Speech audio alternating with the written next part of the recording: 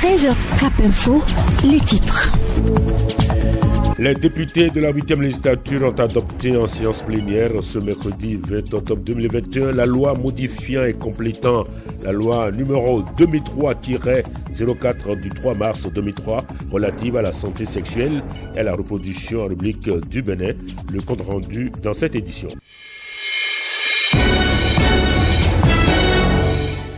Serge Yvon Modeste Kencha la technique, Romain Kiki, chef d'édition. Les députés, hormis le vote de la loi numéro 2021-11 portant mesures spéciales de répression des infractions commises à raison du sexe et de la protection des femmes en République du Bénin, une deuxième loi a été votée dans la nuit du mercredi 20 au jeudi 21 octobre 2021. Il s'agit de la loi numéro 2021-12 relative à la modification de la loi numéro 2003-04 du 3 mars 2003 relative à la santé sexuelle et à la reproduction, légalisant l'avortement au Bénin. Jessica Gauthier. Cette loi a été adoptée avec un consensus sur les dispositions de l'article 17-2 qui dispose ainsi que suit: à la demande de la femme enceinte, l'interruption volontaire de grossesse peut être autorisée lorsque la grossesse est susceptible d'aggraver ou d'occasionner une situation de détresse matérielle, éducationnelle, professionnelle ou morale incompatible avec l'intérêt de la femme ou de l'enfant à naître. À en croire les députés qui ont défendu la dite loi, cette disposition permettra de sauver des vies. Une position que balaient du revers de la main quelques Béninois interrogés par Gérard Kossa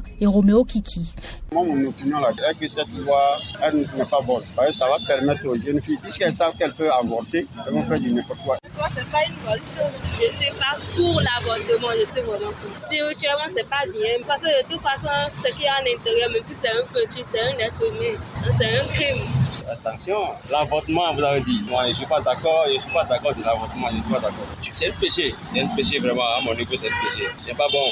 Cet individu qui a requis l'anonymat va dans le sens contraire et insiste sur l'opportunité du vote de cette loi. Cette loi-là, c'est une bonne décision de la part des autorités puisque d'abord, les gens se cachaient pour avorter. Et quand ils se cachent pour avorter, ils se fient à peut-être le traditionnel, genre aller voir un toto du quartier pour pouvoir avorter et puis ils ne vont pas consulter des vrais médecins pour l'avortement parce que ce qu'on disait avant que quand un médecin avorte, ce médecin ira en prison. Maintenant, ils ont voté une loi par rapport à cela. Je pense qu'il n'y aura plus d'avortement clandestin parce que bon nombre de femmes meurent à cause de l'avortement clandestin. Gloria Dossi Sekonouagé, présidente du réseau des femmes leaders pour le développement RFLD, soutient les propos de ce dernier et applaudit cette loi. Nous sommes honorés de savoir que nous sommes dans un état de droit. Le taux de violence d'ordre physique, mental, moral, économique contre les femmes et les statistiques de la mortalité et de la morbidité maternelle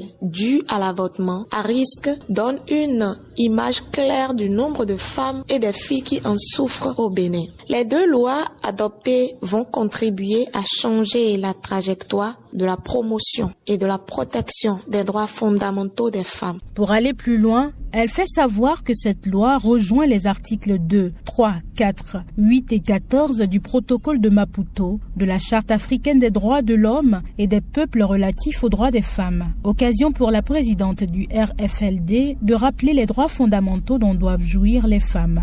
Gloria Dossi Sekonouagé est sur des propos recueillis par Martin Ronton. Les femmes ont le droit à la dignité, à l'intégrité et à la sécurité. Elles ont aussi le droit d'exercer un contrôle sur leur fécondité, le droit de décider de leur maternité, du nombre d'enfants et de l'espacement de naissance. Le droit de se protéger et d'être protégé contre les infections sexuellement transmissibles. Protéger les droits reproductifs des femmes, particulièrement l'avortement médicalisé. En cas d'agression sexuelle, de viol, d'inceste et lorsque la grossesse met en danger la santé mentale et physique de la mère ou la vie de la mère ou du fœtus. Précisons qu'au Bénin, 1500 femmes perdent la vie par an en voulant donner la vie. 200 femmes meurent au Bénin pour raison d'avortement clandestin. Les deux mis ensemble font, selon Dr Raphaël Tortonyon, membre du Collège des gynécologues obstétriciens du Bénin, 1700 divisé par 365 jours et cela fait une moyenne de 4,6 femmes qui meurent par jour. Pour le Collège des gynécologues obstétriciens du Bénin, cette loi est une opportunité à saisir pour réduire le taux de décès maternel conformément à l'agenda 2030 des Nations Unies. Merci à chacun, à chacune. Merci à vous toutes et à vous tous qui avez suivi cette édition. Présentation Philippe Benabibou. Réalisation Fleury Sosa et Romain Kiki. Crédit technique Serge Yvon Modeste Kara. Bel après-midi à toutes et à tous.